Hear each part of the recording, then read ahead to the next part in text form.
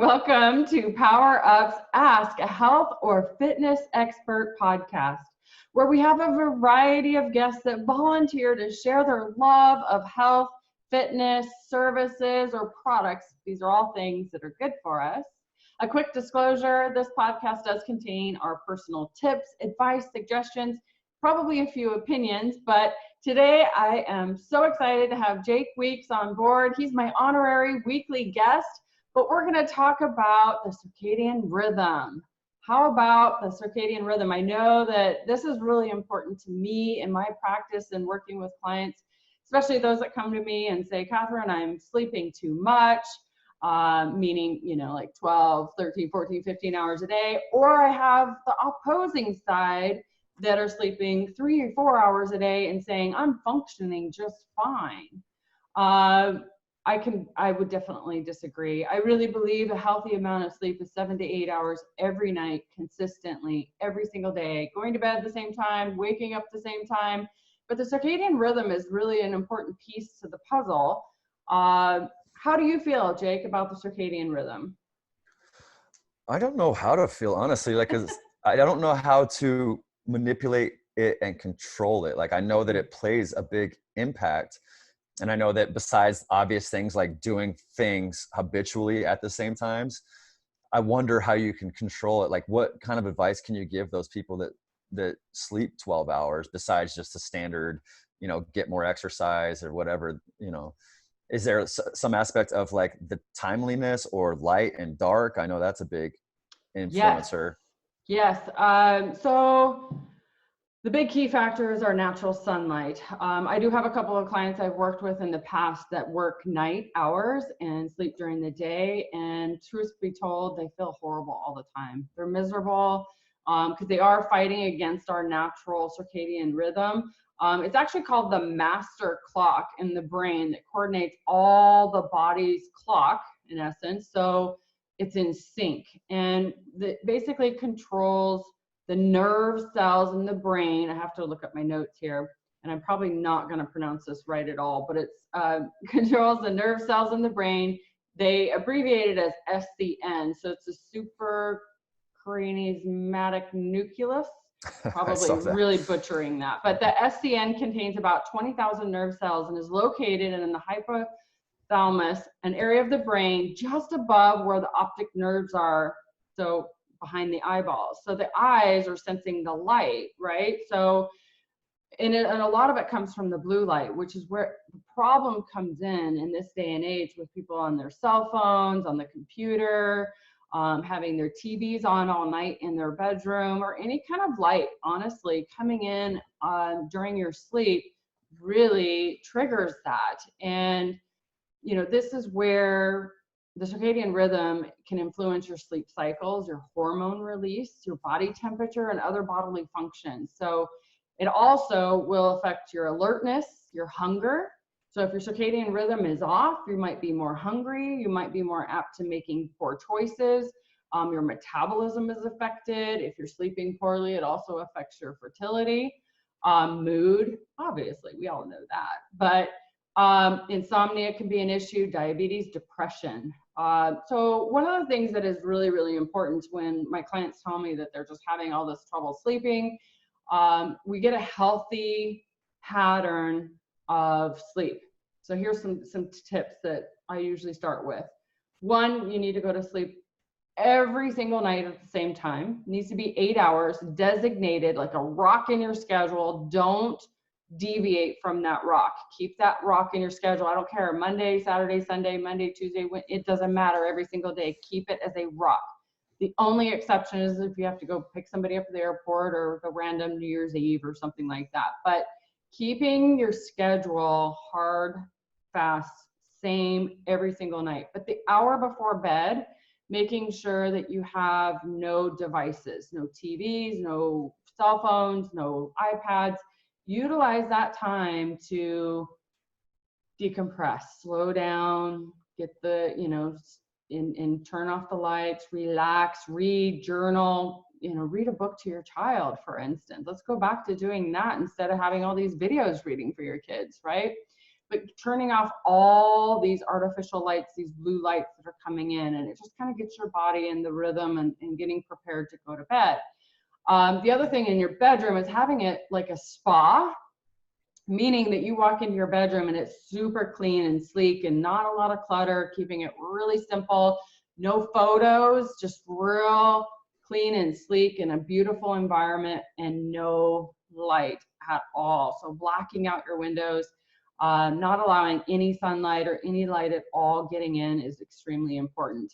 I do encourage those that are struggling with sleep to also get outside during the day. That really helps with your circadian rhythm, get it back onto track, getting it used to, you know, knowing that, hey, right now it's daylight, it's time to be awake, it's time to be alert.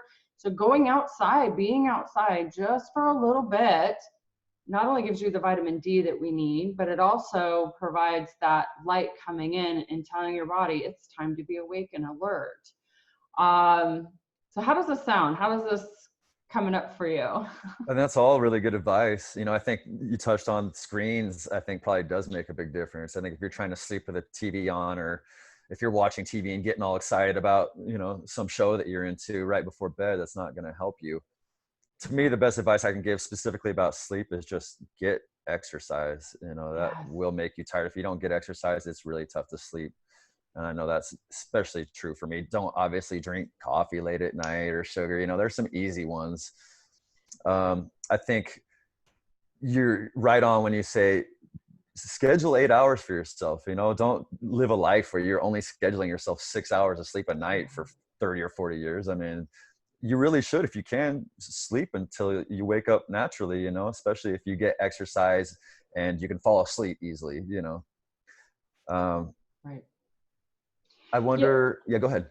Yeah, you know, one of the things that I have found working with a lot of people, you know, is the belly fat is a common one that keeps popping up, or the last thing to go. And of course, everybody's body is different. We hold fat differently and in different places, but you know, that belly fat is a real common one. Like, I really, you know, I'm striving for that 6-pack or that 8-pack or whatever. And you know, but they don't believe sleep is really important. Like, they're just sleeping that 3 or 4 hours and I'm functioning.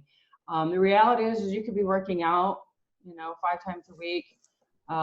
You could be eating properly, pretty healthy, and, you know, and have a stress level pretty okay. But if you are not sleeping well, that belly fat is not going to go away. That's another thing that's, you know, pops up. So sleep is extremely important. It's your recovery time too, you know, as well as I do with, you know, training or, you know, any kind of endurance or weightlifting or any kind of exercising. If you're not allowing the body to repair, there's going to be, you know, it's pretty much kind of, I don't want to say a wasted workout, but, you know, we do need to have the body go into the repair process.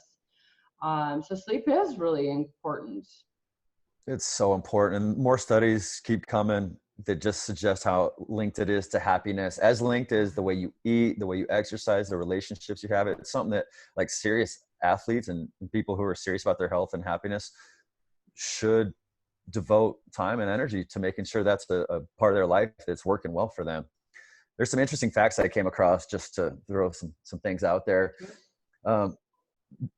These guys won the Nobel Prize in 2017 for connecting, like, the genes that are responsible for regulating this stuff. They also think now that hormones are a big part of it. Like, they took the SCM or whatever that is out of the hypothalamus of mice or rats, and they noticed that they were still able to, like, regulate their circadian rhythms with hormones. And they think that the stress hormone cortisol is actually one of the main ones.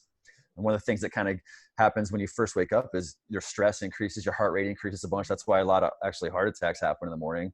In the middle of the night, the opposite is true. Your blood pressure drops significantly, like right in the middle of it. So, you know, people will actually die from low blood pressure in the middle of the night. So it's just these little interesting things, how they're related. But if you wonder why you feel like there's a jolt of stress when that alarm clock goes off, I mean, that's your body waking you up and getting things moving. That is how it works. You know, they're finding out more and more about this, but they think there's over, you know, 20,000 neurons and all these different, like, every cell's got a time element to it, you know, got genes that evaluate the time. And, you know, it's very interesting. It's like very much in its infancy, this science and understanding of how sleep and circadian rhythms and daylight and nighttime, you know, in this 24-hour cycle that a lot of animals happen to be on. I wonder why, you know, affects us. So it's pretty interesting stuff.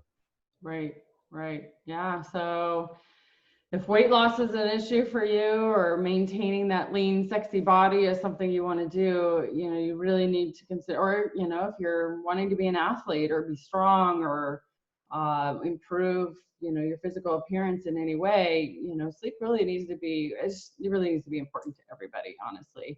I did a recording this last week. I thought it was really funny. I Googled like the most bizarre diets, and there's actually one, I think it was in the 1930s or something. It was the sleep diet, and they actually drug you, and you sleep your life away basically, because you're sleeping, you're not eating. I thought that was absolutely hilarious. So I know it's kind of a little bit off topic, but no, I believe the circadian rhythm is really important. I wake up most mornings. I didn't wake up actually today without my alarm, but most mornings I wake up naturally, and I gotta say, it feels really, really good. Like, you just wake up and you're just really refreshed and really, you know, ready to face the day. The only thing I could think of for me why I woke up to my alarm this morning, which was a gentle chime, and actually been going off for 2 minutes. I was probably in a deep REM. I don't know, but it was going off for 2 minutes, and finally I woke up like, is pretty hardcore workouts this week. So my body needed it. You know, I can't tell you how many people are just really trying to get ahead, or in their career, their business, or trying to do more, and they feel like cutting away at that sleep time is key. But I tell you, I'm doing some deep studying right now, and I find that my best time to study and take all these quizzes and these tests are in the morning. In fact, I noticed even yesterday, I took a test last night, late in the night, before going to bed, and I didn't pass it. And I was like, what? And this morning, opened it up, took it, passed it with 100%. But it's just funny how our brains, you know, over the day just don't function as well, right? So I think it is important to not only know your circadian rhythm, really map it out, get outside, get in the daylight, even just a little bit, go for a walk. You know, I don't care, you know, what season it is, unless it's 40 below. Yes, hi, Alaskans. I know that you've had a terrible winter, but, you know, getting out in that sunlight in some fashion or form or way, and getting your rhythm in a natural pattern where you are sleeping, going to sleep gently and waking up gently and not abruptly. I know I'm in a better mood when I get my sleep, my beauty rest. So, yeah, I think we all are.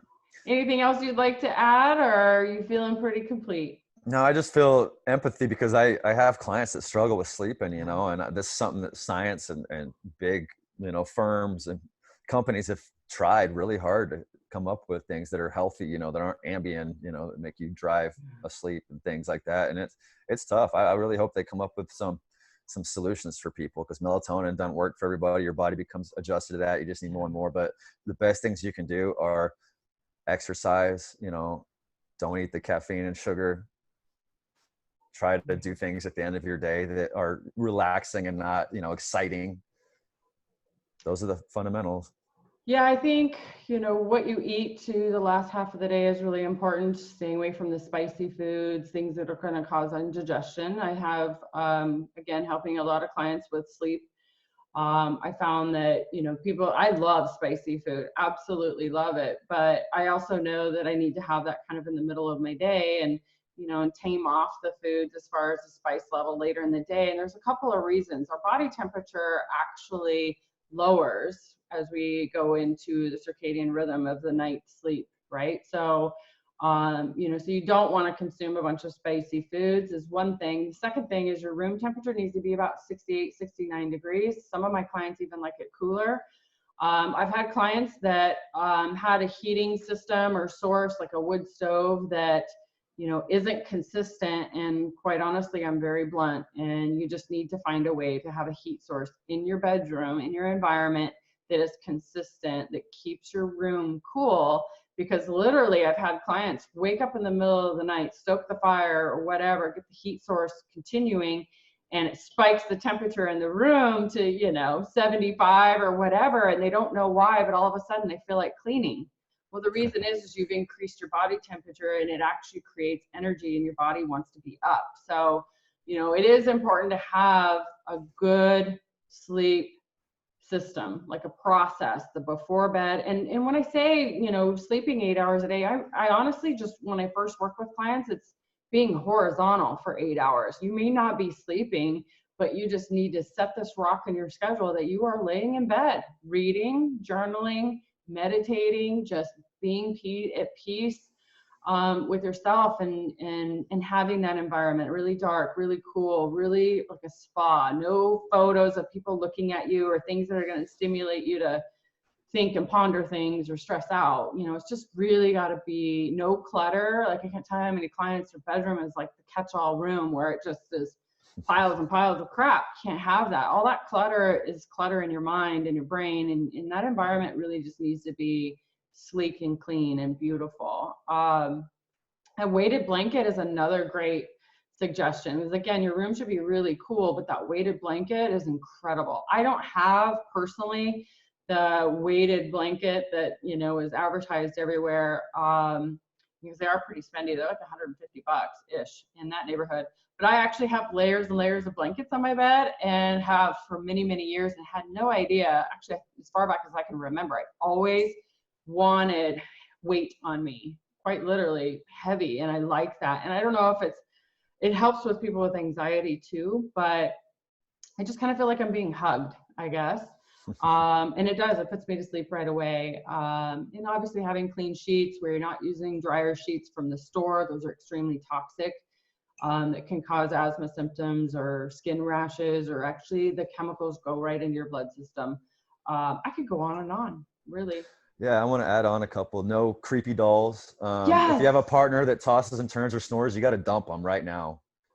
Kick them out the house. Or the sleep apnea. I know that I have several clients over the last year that have had a spouse that are on and then it like makes a suction noise or all this noise at night. I'm sorry, but it's okay to sleep in 2 separate rooms. It really Get is. a big loud box fan that just drowns out that's what I've done since I was in college and had roommates, to help me sleep, Speaking of that, it's actually really bad for you if any air is blowing on you, because your body actually will, whatever side that is, let's say that it's blowing on this side of you, your muscles will actually tense up throughout the night, and you won't even know it, right? You'll wake up the next morning and go, man, my neck is killing me. It's because of that cold air blowing on that part of your body. Your body is tensed up all night long.